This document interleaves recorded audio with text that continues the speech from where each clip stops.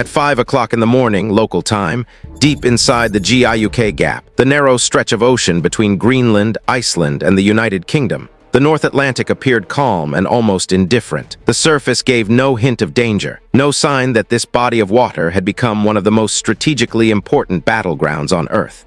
On the bridge of HMS Diamond, Royal Navy watch officers quietly studied radar scopes and sonar displays, their confidence reinforced by years of training and the belief that these waters were among the most heavily monitored anywhere in the world. This corridor was NATO's gateway to the Atlantic, watched day and night by ships, aircraft, satellites, and sensors. Everything looked normal. Everything appeared secure. What the crew did not know was that directly beneath their ship, hidden among jagged seabed formations and deep underwater canyons, a 13,000-ton Russian nuclear-powered submarine lay in wait, motionless and silent, stalking them like a shadow that refused to reveal itself. Inside the Russian submarine, the atmosphere was tense but controlled. The captain stood over his fire-control display, studying the tactical picture with the quiet confidence of a man who believed he had already won.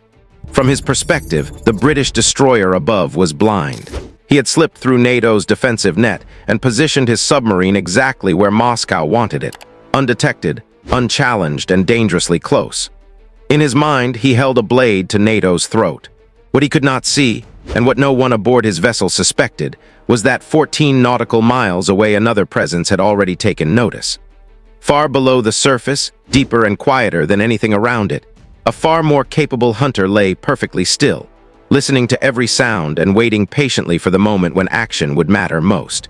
To understand how this confrontation unfolded, it is essential to understand the nature of the GIUK Gap itself. This is not open ocean in the conventional sense.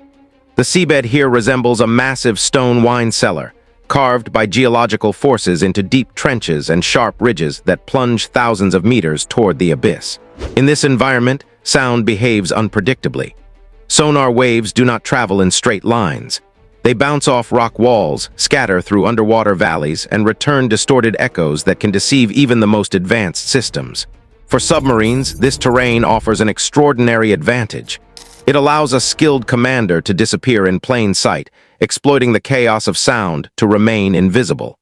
The Russian captain understood this environment intimately. He guided his submarine below the thermocline, a layer of water where temperature changes abruptly and causes sound waves to bend upward or downward.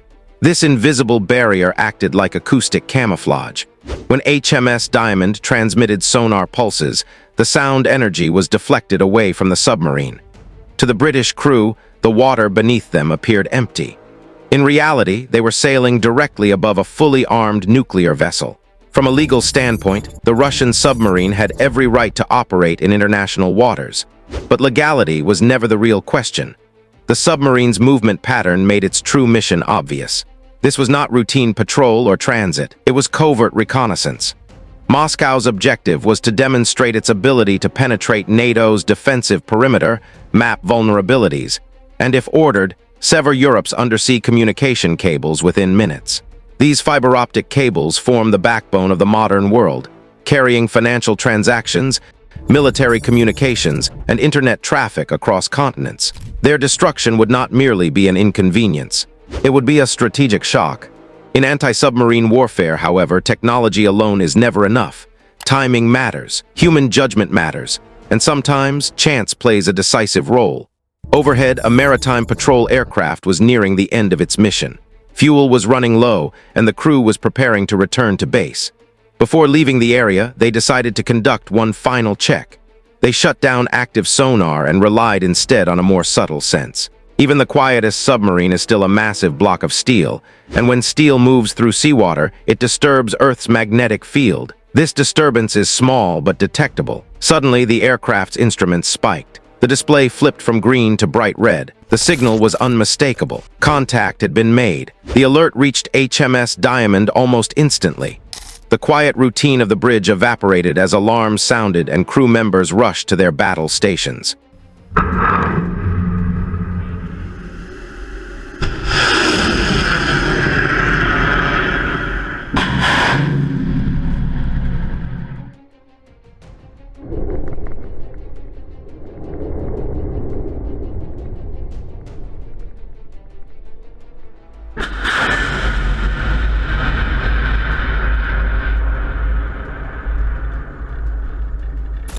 British captain understood the urgency of the moment.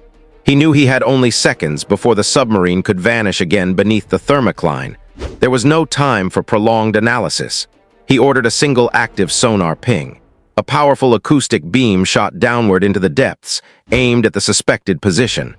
Inside the Russian submarine, the captain instantly realized what had happened. His vessel had been exposed. But instead of diving deeper or fleeing at once, he made a calculated and unexpected decision. He ordered his own submarine to fire a maximum-intensity active sonar blast directly at the British formation. This was not a gentle ping intended for detection. It was an overwhelming acoustic shockwave, powerful enough to overload sensors and create confusion. On the patrol aircraft, sonar buoys were flooded with noise, their signals rendered nearly useless. On HMS Diamond, automated defense systems interpreted the sudden surge of acoustic energy as a torpedo launch. Just as a human brain reacts instinctively to a sudden sound in the dark, the ship's systems assumed the worst. The destroyer executed a hard, evasive maneuver, breaking formation to dodge a torpedo that did not exist. In the chaos of white water, alarms, and conflicting signals, the Russian submarine slipped away once again, vanishing into the acoustic clutter of the seabed. 5 minutes passed before British forces could reset their systems and redeploy sonar buoys. In the underwater canyons of the GIUK Gap, 5 minutes is an eternity. The search area expanded rapidly, and with each passing second the probability of requiring the submarine diminished. The vessel slipped back beneath the thermocline and became nearly impossible to track. For NATO, this was a painful failure, a reminder that even the most advanced systems can be deceived. But Russia made a critical mistake in that moment. While the Russian crew focused on outmaneuvering the British, they forgot something vital. They were not alone. Data from the magnetic detection had already been encrypted and transmitted through NATO's secure networks. Deep below the surface, another listener had heard everything. A United States Navy attack submarine had been motionless for hours. For a badly damaged Navy nuclear submarine, the work is continuing at Puget Sound Naval Shipyard in Bremerton. But fixing the prized attack sub will reportedly take years. Silent and perfectly still, acting as the final line of defense. This was not about protecting a single British warship or preserving national pride. The Russian submarine was operating dangerously close to the world's most critical undersea infrastructure. If those fiber-optic cables were cut, financial markets, communications, and government systems across Europe and North America could fail within minutes. The stakes were far higher than a single tactical encounter. As British forces struggled to re-establish contact, the United States quietly stepped in. High above the clouds, a long-range surveillance drone scanned the ocean's surface using infrared sensors. Even the most carefully insulated nuclear reactor leaks heat, and physics guarantees that this heat will eventually reach the surface. The drone detected a faint thermal distortion on the cold sea surface. The target was reacquired. Coordinates were transmitted directly to the submarine waiting below. The American commander did not rush to attack. Firing a torpedo or revealing his position would have escalated the situation unnecessarily. Instead, he chose deception. From a launch tube, a large unmanned underwater drone slipped silently into the water. It glided into the Russian submarine's blind spot, directly behind its propellers, where sonar coverage is weakest. From less than 50 meters away, the drone played a recording, the unmistakable sound of a torpedo tube flooding and compressed air firing. To any submariner, this sound is unmistakable. It means that a weapon has been launched, and death may be seconds away. The deception went further. The drone perfectly mimicked the acoustic signature of one of the most feared hunter submarines ever built. Inside the Russian submarine, the captain froze. If this threat was real, he was already dead. There was no time to contact Moscow, no time to verify the signal, and no room for hesitation.